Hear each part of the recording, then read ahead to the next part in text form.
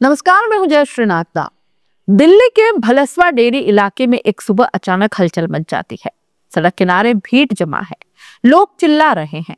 लड़की पर एसिड फेंका गया है। 20 साल की एक कॉलेज छात्रा जमीन पर बैठी है। उसके हाथ पर, चेहरे पर जलन के निशान हैं और आसपास घबराए लोग हैं। सोशल मीडिया पर खबर फैलती है आग की तरह। दिल्ली में फिर एक युवती पर acid attack. Call based news channels, activist सब एक सुर में चिल्लाते हैं, हमला करने वालों को सजा दो। लेकिन किसी को नहीं पता था कि यह हमला असल में एक स्क्रिप्टेड झूठ था। और इस पूरी कहानी का डायरेक्टर कोई और नहीं बल्कि इस लड़की का अपना पिता था। घटना के कुछ ही घंटों में दिल्ली पुलिस को एक शिकायत मिलती है। 20 वर्षीय छात्रा रोते हुए बयान देती है, मैं कॉलेज जा रही थी, तभी 3 लड़के बाइक से आए, उनमें से एक ने मुझ पर एसिड फेंक दिया। मैं उसे जानती हूँ, उसका नाम जितेंद्र है। वो मुझे लंबे समय से परेशान कर रहा था। सुनते ही माहौल गर्म हो जाता है। लोग सोशल मीडिया पर #JusticeForStudents ट्रेंड कराने लगते हैं। NGO, चैनल, एक्टिविस्ट सब के सब कूद पड़ते हैं। पुलिस भी तुरंत एक्शन में आती है। 3 नाम, जितेंद्र, ईशान और अरमान, सबको नोट किया जाता है और जांच शुरू हो जाती है। लेकिन पुलिस की पैनी निगाह कुछ गड़बड़ महसूस करती है। भलसवा डेरी थाना प्रभारी और क्राइम टीम मौके पर पहुंचती है तो कुछ बातों में गड़बड़ी नजर आएगी। पहला, जमीन पर कोई एसिड के जलने का निशान नहीं। दूसरा, लड़की के कपड़ों से निकलती गंध एसिड जैसी नहीं थी बल्कि टॉयलेट क्लीनर जैसी लग रही थी।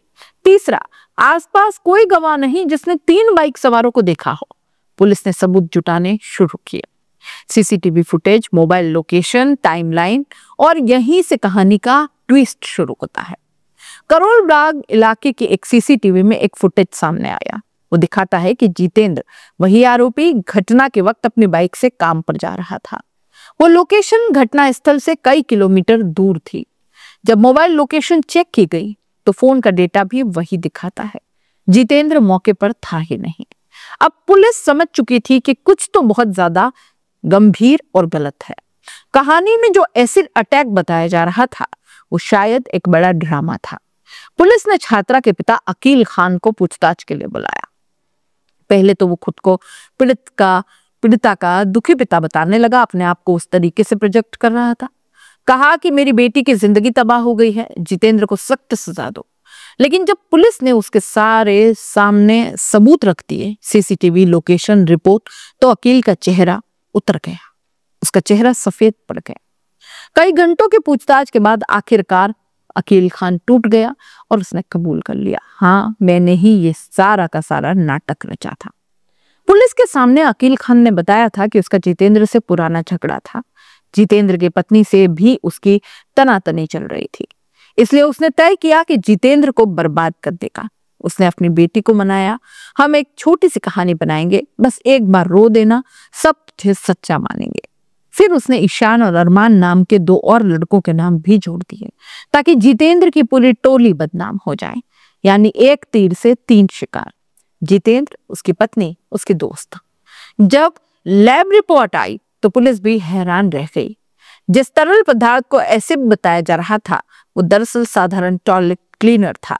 कपड़ों पर मिले दाग और त्वचा पर इसकी हल्की जलन सब टॉयलेट क्लीनर के कारण थी। कोई गंभीर एसिड बर्न नहीं मिला। यानी पूरा ड्रामा सहानुभूति के लिए रचा गया। स्पेशल CP यानी law and order Ravindra Yadav की टीम ने जब अकील का मोबाइल खंगाला तो उसमें छिपे राज देखकर पुलिस भी सन्न रह गई। उसके फोन में जितेंद्र की पत्नी के 13 अश्लील वीडियो और 50 से ज्यादा निजी तस्वीरें मिली। जांच में पता चला कि अकील इन फोटो और वीडियो की मदद से जितेंद्र और उसकी पत्नी को ब्लैकमेल कर रहा था। वो उन्हें धमकाता था, अगर मेरी बात नहीं मानी तो ये सब कुछ वायरल कर दूंगा। यानी कहानी का असली मकसद सिर्फ बदला नहीं था, ब्लैकमेल और बदनाम करने का पूरा खेल था। इसी बीच कहानी में नया मोड़ आता है। जितेंद्र की पत्नी खुद थाने पहुंचती है। वो पुलिस को बताती है कि अकील खान मुझे ब्लैकमेल कर रहा था, उसके पास मेरी अश्लील तस्वीरें हैं, वो उन्हें मेरे पति को भेजकर मुझे बदनाम करने की कोशिश कर रहा था। इस शिकायत ने पुलिस जांच की दिशा ही बदल दी। अब मामला एसिड अटैक नहीं बल्कि फेक एसिड केस और ब्लैकमेलिंग का बन चुका था। दिल्ली पुलिस ने प्रेस कॉन्फ्रेंस में बताया कि ये कोई एसिड अटैक नहीं था बल्कि एक प्लान्ड झूठ था।